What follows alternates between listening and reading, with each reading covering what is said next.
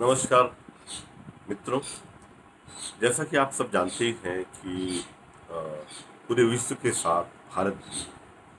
Corona से लड़ रहा है और कोरोना ने समूची विश्व की अर्थव्यवस्था को गंभीर क्षति पहुंचाई है और भारत भी इससे अछूता नहीं है। भारत की वर्तमान जो सरकार है वो कोरोना के बाद भारत की अर्थव्यवस्था को कैसे गति दी जाए इस विषय पर काम करने के लिए एक अंतर मंत्रिमंडलीय समिति का गठन किया। यानी सभी मंत्रिमंडल के विभाग मिलकर एक ऐसी समेकित इंटीग्रेटेड योजना लेके आए जिससे कि देश के विकास के पहियों को माया जा सके और उसे गति दी जा सके। तो ये जो अ, अंतर मंत्रिमंडलीय समिति है इसे हम शॉर्ट में आईएमजी कहें, इंटर मिनिस्ट्रियल ग्रुप, अंतर मंत्रिमंडलीय समूह। इसके प्रमुख माननीय राजनाथ सिंह जी हैं, भारत के जो रक्षा मंत्री। और ये जो अर्थव्यवस्था को गति देने के लिए एक समग्र योजना बनेगी उसमें खेती का क्या रोल होगा, खेती को कैसे रिफॉर्म करेंगे, कैसे रिवाइव करेंगे, खेती की को कैसे हम अपने दूरगामी लक्ष्यों के अनुरूप बनाएंगे, इसको लेकर आईफा यानी अखिल भारतीय किसान महासंघ जो हम लोगों का एक समूह है, किसान संगठनों का समूह, हमें एक कार्य योजना बना के देना है। जैसा कि आप जानते हैं कि पिछले महीने अप्रैल में हम लोगों ने एक 25 सूत्री मार्गदर्शी सुझाव पत्र सरकार को दिया था। उसके कई बिंदुओं पर सरकार ने गंभीरतापूर्वक विचार भी किया और अगर आप देखेंगे कि जो महापैकेज आया है उसमें कई बिंदु आईफा के सुझाव पत्र से लिए गए। और एक बार फिर मौका है अभी कि हमें खेती से जुड़ी जमीनी बातें जो हम चाहते हैं और जो हम जानते हैं कि यहाँ यहाँ यह परिवर्तन जरूरी है, चाहे वो नीतिगत हो, चाहे वो कार्यगत हो, चाहे योजनागत हो, तो उन चीज़ों को हमें सामने लाना है। और मेरा मानना है कि अलग अलग अगर हम देते हैं सुझाव, क्योंकि हमारे देश में बहुत सारे संगठन हैं किसानों के, और अलग अलग हम सुझाव देते हैं तो उसके फायदे भी हैं और नुकसान भी। फायदा ये है कि खेती की अलग अलग क्षेत्रों की क्षेत्रीय समस्याएं अलग अलग, तो एक क्षेत्रीय समस्याओं को हल करने के लिए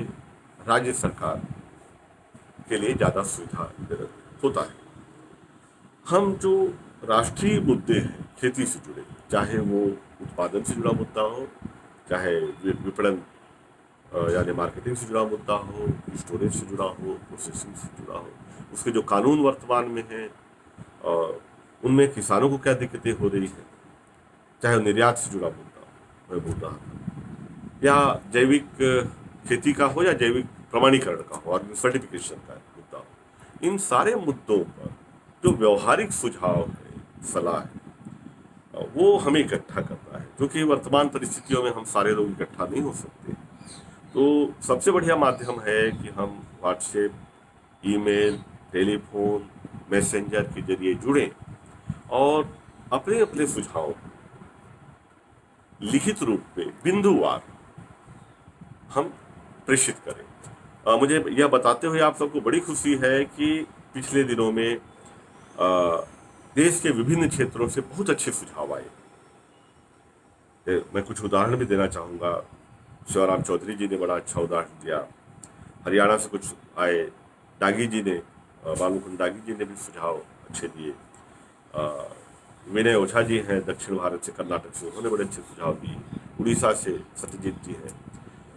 इस तरह से पूरे देश से जो प्रोग्रेसिव फार्मर्स हैं, प्रोग्रेसिव फार्मर ग्रुप्स हैं, किसान संगठन हैं, एफपीओस हैं, अ, खेती से जुड़ी हुई संबद्ध कंपनीज हैं, प्रोसेसिंग से जुड़ी हुई, उनके सुझाव मिल रहे हैं और हम उस पे गंभीरता से उसे कंसोलिडेट करके समेकित करके एक व्यापक दृष्टिकोण रखते हुए हम इसे इस समिति के सामने रखना चाहते हैं। उससे पहले हम चाहेंगे कि हमारे जो सीनियर्स और वरिष्ठ किसान नेता हैं उनको भी दिखाया जाए यह, और उनसे फाइनल राय लेके, अंतिम राय लेके इसे हम आगे सरकार की ओर बढ़ाएंगे। अब सरकार इस पे कितना काम करती है और कितना आगे बढ़ती है, कितनी चीज़ों को शामिल करती है, ये सरकार का लुकआउट है, उस पर हम लोग कुछ नहीं बोलते। देखिए, जरूर हमारा ये फर्ज है इस कठिन समय में कि इफ बट किंतु परंतु बिना किए हुए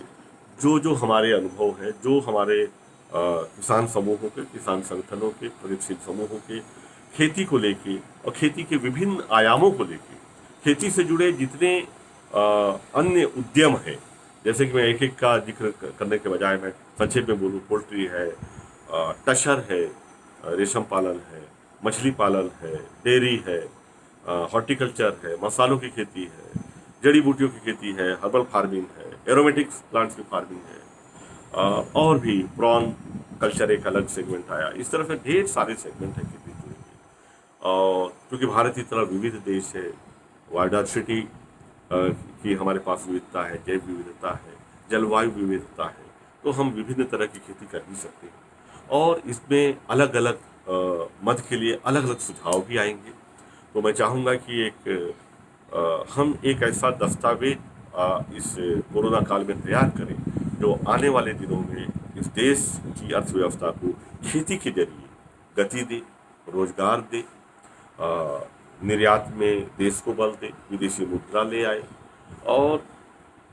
सबसे महत्वपूर्ण चीज़ है कि हमारे देश को अनाज भी दे और जितनी भी हमारे उद्योगों की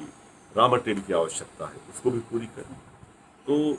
इसको देखते हुए मैं आप सबसे विनम्र अनुरोध करूंगा, मेरे सभी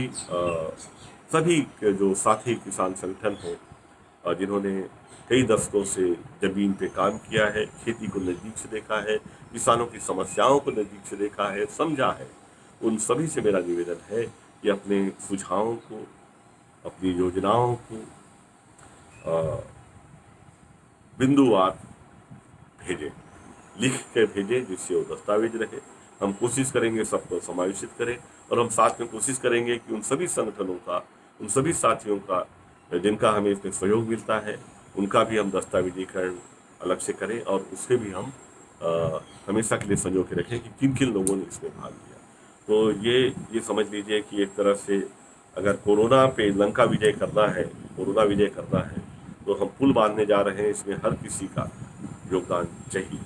इसमें कोई छोटा नहीं है दोस्तों, कोई बड़ा नहीं है, कोई छोटा संगठन हम नहीं मानते, कोई बड़ा संगठन नहीं मानते। मनुष्य या एक इकलौता किसान भी एक इकाई है। और आप सबसे मेरा अंतिम रूप से फिर विनम्र अनुरोध है कि 30 तारीख तक, 30 मई का तारीख डेट हमने रखा हुआ था सुझाव प्राप्त करने का, और मैं इसे आपस में हुई सलाह के अनुसार 5 दिन और बढ़ा रहे हैं हम। तो समझ लीजिए कि हम तकरीबन 4 तारीख को कंसोलिडेट करेंगे इस सारे सुझाव को, जिससे कि एक हफ्ते के अंदर हम इसे, अगले एक हफ्ते के अंदर हम इसे भेज पाए, यानी जून के पहले हफ्ते में हम इसे समूचा सुझाव पत्र कहें, मार्गदर्शी पत्र कहें, या ब्लूप्रिंट कहें, भारतीय खेती के मतलब भविष्य के, भारतीय खेती का भविष्य का ब्लूप्रिंट हम तैयार करें और भेजें। एक अच्छा मौका है और ये तटस्थ रहने का वक्त नहीं है। इस कठिन काल में हम सबको भाग लेना है और किसानों की इसमें बहुत बड़ी भूमिका उभर के आई है। हम पिछले दिनों देख रहे हैं, हर जनमानस में किसान छाया हुआ है, किसान की उपयोगिता लोगों को समझ में आई है, भोजन की उपयोगिता समझ में आई है, रोटी, साग, सब्जी,